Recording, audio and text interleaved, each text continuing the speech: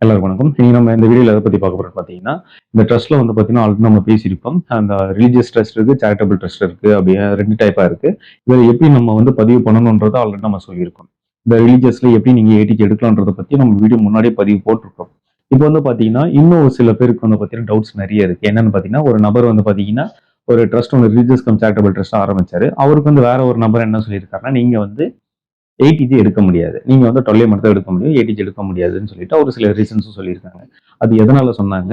இந்த ட்ரஸ்ட்டுக்குள்ள எப்படி நம்ம ஏடிஜி கொண்டு வரலாம்? என்னென்னலாம் நம்ம வந்து திருத்தம் செய்யணும்? அப்படின்றத நான் டீட்டெயிலா சொல்லிக்கிறேன். ஏன்னா, ரிலிஜியஸ் ட்ரஸ்ட்ன்னு பொத்தம்போது நம்ம சொல்லிட்டு போகாம, சில பேர் பார்த்தீங்கன்னா, இந்த ஹிஸ்டாரிக்கல் டெம்பிள்ஸ்லாம் இருக்கு இல்லைங்களா? அவங்களோட பைலால பார்த்தீங்கன்னா, அந்த அப்ஜெக்டிவ்ல என்ன குடுத்துருப்பாங்கன்னு பார்த்தீங்கன்னா, இந்த ஹிஸ்டாரிக்கல் அந்த ஸ்கல்ப்சர்லாம் இருக்கும். அதாவது எப்படின்னா, அந்த ஸ்கல்ப்சர்னா என்னன்னா, இந்த சிலைக, அந்த வடிவமைப்புகள்லாம் நெறைய இருக்கும். அதெல்லாம் வந்து பார்த்தீங்கன்னா, ரெனோவேட் பண்ணுவாங்க.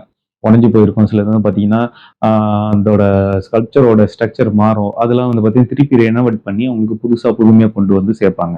இது வந்து எதுக்கு செய்வாங்கன்னு பார்த்தீங்கன்னா, டெம்பிளோட இதுக்கு மட்டும் செய்யாம, இந்த ஹிஸ்டாரிக்கல் இதெல்லாம் அழிஞ்சு போகாம இருக்கணுன்றதுக்காக. அதாவது இது டெம்பிள மட்டும் குறிக்காது. இது எத எத குறிக்கும்னு பார்த்தீங்கன்னா, சில பழைய காலத்து அரண்மனை இருக்கலாம், பங்களா இருக்கலாம், இந்த அரசர் தங்கியிருந்த அந்த அரண்மனைங்க, அவங்க இந்த காவலர்கள் இருந்த இடம், அந்த ஒரு ஊரே இருக்கும். அதாவது பார்த்தீங்கன்னா, நீங்க நெறைய இந்த இதெல்லாம் பார்த்திருப்பீங்க.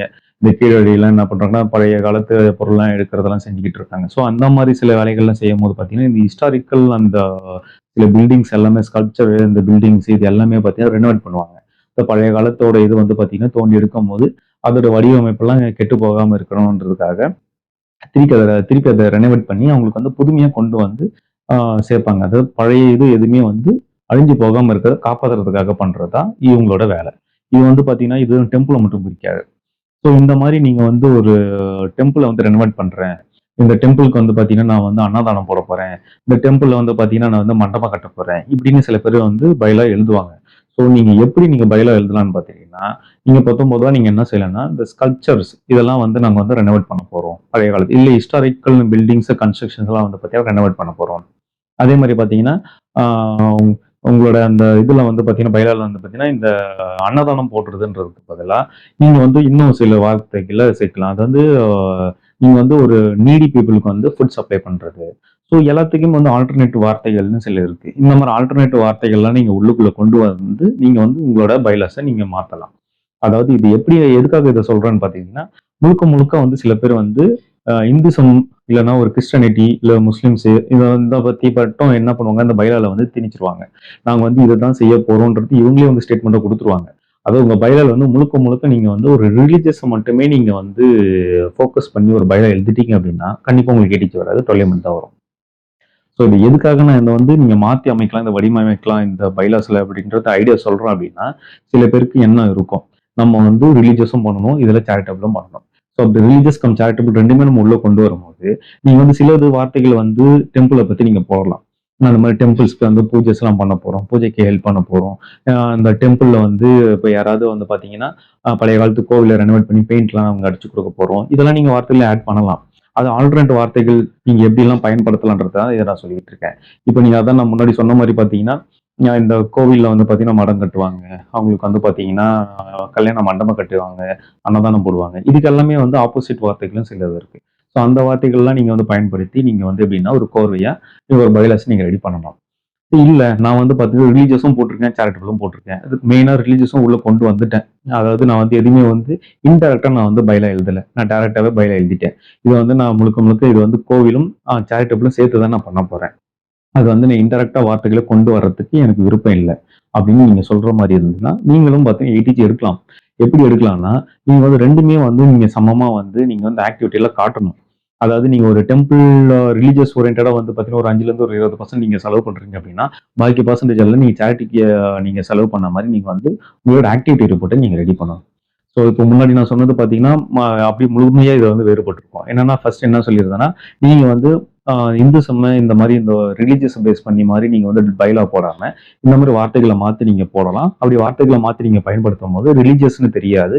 பொதுவா வந்து இந்த பில்டிங் ரெனோவேட் பண்றது இந்த மாரி வரும்போது, நீங்க எல்லாமே நீங்க பண்ணலாம். கோவில்னு கிடையாது. நீங்க சர்ச்சுக்கு பண்ணலாம். நீங்க வந்து மாஸ்க் போய் பண்ணலாம்.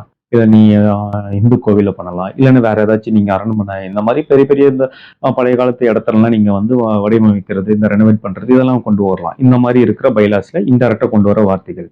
ஸோ டைரக்டா நீங்க வார்த்தைகளை நீங்க மென்ஷன் பண்ணி இந்த கோவில தான் பண்ண போறேன், இல்ல இந்த சர்ச்சுக்கு தான் பண்ண போறேன், இந்த மாஸ்க்கு தான் நான் பண்ண போறேன், இவங்களுக்கு இதெல்லாம் சேவை செய்ய போறேன் அப்படின்னு ஒரு 5 to 10% வந்து இவங்க அந்த ரிலீஜியஸ் பேஸ் பண்ணி போட்டுட்டு மற்ற எல்லாமே பார்த்தீங்கன்னா நீங்க வந்து இது போடலாம். அதாவது சேரிட்டியை பத்தி போடலாம்.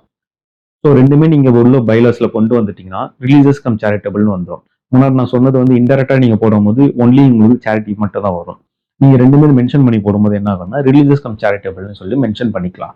அப்போ மென்ஷன் பண்ணிட்டீங்கன்னும் போது எயிட்டிஜ் எடுக்கும்போது கம்பல்சரி கொரிஸ் வரும். கொரிஸ் வரும்போது எப்படி நம்ம சார்ட் அவுட் பண்ணணும்னா நான் முன்னாடி சொன்ன மாதிரி தான். நீங்க ரிலீஜியஸ்க்கு என்ன நீங்க செஞ்சிருக்கீங்க, ஆக்டிவிட்டி என்ன பண்ணிருக்கீங்க, அதோட ஆக்டிவிட்டி ரிப்போர்ட்டும் இருக்கணும். சேரிட்டிக்கு என்ன பண்ணிருக்கீங்க இதோட ரிப்போர்ட்ஸுமே இருக்கணும். அதாவது ஒரு வருஷத்துல நீங்க வந்து ரிலீஜியஸ்க்கு எவ்வளவு பெர்சன்டேஜ் நீங்க வந்து செலவு பண்ணிருக்கீங்க, சேரிட்டிக்கு எவ்வளவு பெர்சன்டேஜ் நீங்க செலவு பண்ணிருக்கீங்கன்றது இதுல தெரிஞ்சிடும். இந்த ஆக்டிவிட்டியில தெரிஞ்சிடும். ஸோ இந்த ஆக்டிவிட்டியை வந்து வித் போட்டோ எவிடன்ஸோட நம்ம ப்ரூவ் பண்ணும்போது தான் நீங்க வந்து ரிலீஜியஸ்க்கு மட்டும் நீங்க ஃபோக்கஸ் பண்ணல, நீங்க வந்து பாத்தீங்கன்னா சேரிட்டிக்குமே நீங்க பண்ணிட்டு இருக்கீங்க அப்படின்னு நம்ம வந்து இன்கம் டேக்ஸ்க்கு வந்து நம்ம ப்ரூவ் பண்ண முடியும். அப்படி ப்ரூவ் பண்ணிட்டீங்க அப்படின்னா உங்களுக்கு ஏடிஜி கொடுப்பாங்க. இன்னும் சில இடத்துல பாத்தீங்கன்னா சில பேருக்கு வந்து ரிலீஜியஸ் மட்டும் போடுறவங்களுக்கு ஏடிஜி கேன்சல் பண்ணிட்டு வராங்க. ஆனா முக்காவாசி பேர் பாத்தீங்கன்னா ஏடிஜி எடுக்கிறாங்க. அதாவது ரிலீஜியஸா இருந்தா ஏடிஜி எடுக்கிறாங்க. அவங்களாம் எப்படி எடுக்கிறாங்க ஏடிஜி அப்படின்னா இப்போ நான் சொன்ன மாதிரி ஆக்டிவிட்டிஸை வந்து பாத்தீங்கன்னா ரிலீஜியஸை விட சேரிட்டிக்கு அதிகமா முக்கியத்துவம் கொடுத்து பண்ணுவாங்க. அதான் நீங்க வந்து உங்கள ஆக்டிவிட்டி ரிப்போர்ட் நீங்க எழுதும்போது நீங்க மாத்தலாம். இப்ப நான் முன்னாடி பைலால சொன்னேன் பாத்தீங்களா? அதே வார்த்தையில நீங்க ஆக்டிவிட்டி பண்ணும்போது நீங்க மாத்தலாம். அதாவது நீங்க ஒரு கோவிலுக்கு போய் பண்றீங்கன்னா, இந்த டெம்பிள்ல நான் ரெனோவேட் பண்றேன் அப்படின்னு பண்றதுக்கு பதிலா, இந்த மாரி ஒரு பில்டிங் கன்ஸ்ட்ரக்ஷன வந்து ரெனோவேட் பண்ணி குடுக்குறோம். எங்க மூலமா எங்களோட வாலண்டியர்ஸ் மூலமா நாங்க போய் பண்ணிட்டு இருக்கோம் அப்படின்னு நீங்க மென்ஷன் பண்ணலாம். நீங்க கோவில்ல அன்னதானம் போட்டு நான் கோவில்ல அன்னதானம் போட்டேன் நான் கோவில மென்ஷன் பண்ணாம, இந்த மாரி நம்ம புவர் பீப்பிள்க்கு நம்ம வந்து ஃபுட் சப்ளை பண்ணோம் அப்படின்னு நீங்க மென்ஷன் பண்ணலாம். ஸோ ஆக்டிவிட்டிலயுமே நீங்க வந்து பாத்தீங்கன்னா, இந்த மாரி வார்த்தைகள மாத்தலாம். வார்த்தைகள மாத்தலாம்னா இது வந்து ஷார்ட்கட்டா நான் சொல்லி தரல. ஆக்சுவலா நடக்கிறத நான் சொல்லிட்டு இருக்கேன். ஆக்சுவலா நீங்க கோவில்னு போயிட்டு நீங்க பண்றத காட்டிலும், நீங்க வந்து மக்கள சூஸ் பண்ணி தான் பண்றீங்க. ஸோ கோவில் சைடுல நீங்க அன்னதானமா போட்டு கோவில் முன்னாடி நீங்க பண்றதுனால முழுக்க முழுக்க கோவில் ஆக்டிவிட்டியா ஆயிடாது. இதுவுமே வந்து சேரிட்டி தான். ஸோ இப்படிதான் நீங்க வந்து ப்ரூவ் பண்ணிக்கணும். உங்களை நீங்களே ப்ரூவ் பண்ணி நீங்க போட்டோஸ் எடுக்கலாம். நீங்க கோவில் முன்னாடி நின்று நீங்க மற்றவங்களுக்கு சாப்பாடு கொடுக்கறத கூட நீங்க எடுக்கலாம். அது யாரும் நீங்க கோவில் முன்னாடி கொடுத்துருக்கீங்க, அதனால இது வந்து ரிலீஜியஸ் அப்படின்னு யாரும் சொல்ல போறது கிடையாது. ஃபுட்டு நீங்க சப்ளை பண்றீங்க அப்படின்னா அது முழுக்க முழுக்க சேரிட்டி ஓரியன்டட் தான். ஸோ இந்த மாதிரி உங்களுக்கு நிறைய கொஸ்டின்ஸ் வரும். நிறைய பேர் வந்து உங்களை வந்து பாத்தீங்கன்னா மனசை வந்து மாத்திக்கிட்டே இருப்பாங்க. உங்களுக்கு வந்து தப்பு தப்பா கைட் பண்ணிக்கிட்டே இருப்பாங்க. அதாவது ஒரு ரியாக்ஷன் இருக்குன்னா அந்த ஆப்போசிட் ரியாக்ஷன் கண்டிப்பா இருக்கும். அதாவது நீங்க வந்து ஒரு விஷயம் நீங்க பண்றீங்க அப்படின்னா, இப்ப எனக்கு தெரிஞ்ச நாலேஜ் நான் சொல்லிட்டு இருக்கேன். இன்னொருத்தருக்கு தெரிஞ்ச நாலேஜ் அவரு சொல்லிட்டு இருப்பாரு. எங்க 2 பேருக்கு மேல வேற ஒருத்தர் இருப்பாரு. அவரோட நாலேஜ் அவரு சொல்லிட்டு இருப்பாரு. ஸோ இது எல்லாமே நீங்க எடுத்துக்கிட்டு, நீங்க இதுல வந்து என்ன செய்யணும்னா, எப்படி நம்ம இதுல இருந்து நம்ம ஏடிஜி எடுக்கலாம். அத மட்டும் தான் நீங்க ஃபோக்கஸ் பண்ணுமே தவிர, இவரு சொல்லிட்டாரு இந்த ட்ரஸ்ட்ட விட்டுட்டு அடுத்த ட்ரஸ்ட் நம்ம புதுசா ஓப்பன் பண்ணிக்கலாம் அப்படின்னு நீங்க போயிடக்கூடாது. இப்ப நீங்க ஒரு பைலா நீங்க ரெடி பண்ணிட்டீங்க. வேணும்னா நீங்க அமெண்ட்மென்ட் பண்ணிக்கலாம். ஃபுல்லா நீங்க வந்து ரிலீஜியஸ் பத்தி தான் நீங்க போட்டிருக்கீங்க அப்படின்னா, அப்ப உங்களுக்கே தெரியும். நம்ம ரிலீஜியஸ் மட்டும் தான் நம்ம போட்டிருக்கோம். சேரிட்டி பத்தி உள்ள நம்ம எதுவுமே ஆக்டிவிட்டி கொண்டு வரல. என்னதான் நம்ம ஆக்டிவிட்டி காமிச்சாலுமே, நம்ம பைலால ரிலீஜியஸ் பத்தி மட்டும் தான் போட்டிருக்கோம். அப்படி இருக்கும்போது நம்மளுக்கு வந்து ஏடிஜி தரமாட்டாங்கன்னு உங்களுக்கு தெரிஞ்சிருச்சு அப்படின்னா, நீங்க வேற ட்ரஸ்ட் திருப்பி நீங்க ஓப்பன் பண்ண வேண்டிய அவசியம் கிடையாது. உங்களோட ட்ரஸ்ட்டோட பைலாலயே பார்த்தீங்கன்னா, டீட்லயே பார்த்தீங்கன்னா, நீங்க மறுபடியும் அமெண்ட்மென்ட் கொண்டு வந்து, அதில நீங்க சேரிட்டி உண்டான எல்லா ஆக்ட்ஸுமே நீங்க உள்ள ஆட் பண்ணிக்கலாம். அப்படி ஆட் பண்ணிட்டு நீங்க உங்களோட சேரிட்டி ஒர்க்க நீங்க ஸ்டார்ட் பண்ணிக்கலாம். இது ஒண்ணும் பெரிய விஷயம் கிடையாது. அதனால இத்தன வருஷமா நீங்க யூஸ் பண்ணிட்டு இருந்த ட்ரஸ்ட்ட வந்து டக்குன்னு விட்டுட்டு வேற ஒரு ட்ரஸ்ட்ட புதுசா நீங்க ஆரம்பிச்சு நடத்தணும்ன்றதெல்லாம் யாரு சொன்னாலும் அந்த மாரி நீங்க கேட்காதீங்க. ஏன்னா இத்தன வருஷமா நீங்க ஒரு ஆக்டிவிட்டி செஞ்சுட்டு வந்துட்டு இருப்பீங்க. அது எல்லாமே இதுல வீணா போயிடும். ஸோ இதுதான் நான் உங்களுக்கு வந்து குடுக்குற ஒரு பெஸ்ட் ஐடியா. ரிலீஜியஸ்க்கும், சேரிட்டிக்கும் இருக்கிற ஒரு பெஸ்ட் ஐடியா. இப்போ நெறைய பேர் வந்து பார்த்தீங்கன்னா, நான் ரிலீஜியஸ் மட்டுமே பண்ணிக்கிறேன் தொழில் மட்டும் போதுன்றவங்க அவங்களுக்கு பிரச்சனை கிடையாது. ஸோ ரிலீஜியஸும் பண்றவங்க, சேரிட்டியும் பண்ணணும்னு ஆசைப்படுறவங்களுக்கு, இப்ப நான் சொன்ன ஐடியா வந்து உங்களுக்கு பெனிஃபிட்டா இருக்கும்னு நான் நம்புறேன். அப்படி உங்களுக்கு பெனிஃபிட்டா இருந்துச்சு அப்படின்னா, வீடியோவ லைக் பண்ணிக்கங்க, ஷேர் பண்ணுங்க. இந்த சேனல சப்ஸ்கிரைப் பண்ணிக்கோங்க. மேலும் நெறைய பார்த்தீங்கன்னா, உங்களுக்கு டவுட்ஸ் ஏதாச்சும் இருந்துச்சு அப்படின்னா, என்னோட வீடியோல பார்த்தீங்கன்னா, இந்த கமெண்ட்ல வந்து பார்த்தீங்கன்னா, நீங்க உங்களோட டவுட்ஸ நீங்க கேட்கலாம். அத பத்தின வீடியோ வந்து விரிவா வந்து நான் உங்களுக்கு போடுவேன். ஸோ மேலும் உங்களுக்கு ஏதாவது டவுட்ஸ் இருந்தா கால் பண்ணுங்க. இந்த ட்ரஸ்ட் சம்மந்தமா, இல்ல கம்பெனி சம்மந்தமா ஏதாவது சர்வீசஸ் வேணும்னா என் நம்பர் கான்டாக்ட் பண்ணுங்க. Thank you so much.